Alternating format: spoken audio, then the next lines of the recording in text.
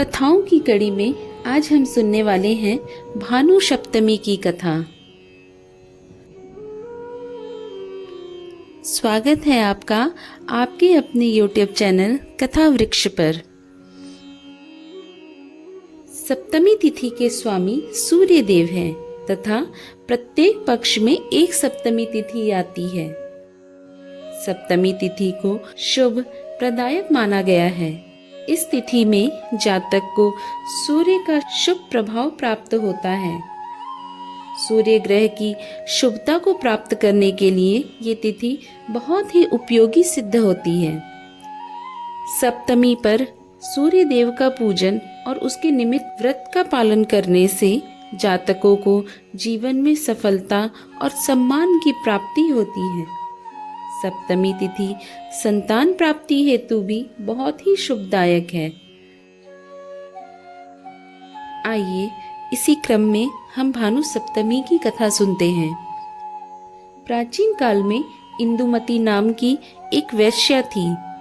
एक बार उसने ऋषि वशिष्ठ से पूछा कि हे मुनिराज, मैंने आज तक कोई भी धार्मिक कार्य नहीं किया, लेकिन मेरी इच्छा है कि मुझे मृत्यु के बाद मोक्ष प्राप्त हो, तो यह कैसे प्राप्त हो सकता है? इंदुमती की इस बात को सुनकर ऋषि वशिष्ठ जी ने जवाब दिया कि महिलाओं को मुक्ति, सौभाग्य और सौंदर्य देने वाला अचला सप्तमी या भानु सप्तमी से बढ़कर कोई व्रत नहीं होता। इस दिन जो कोई भी स्त्री सच्चे मन से पूजा करती है और व्रत रखती है, उसे मनचाहा फल प्राप्त होता है।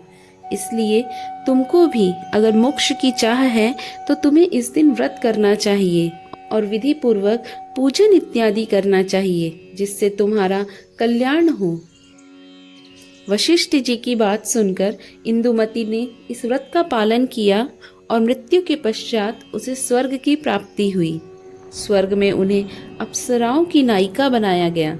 इसी मान्यता के आधार पर इस व्रत का विशेष महत्व होता है।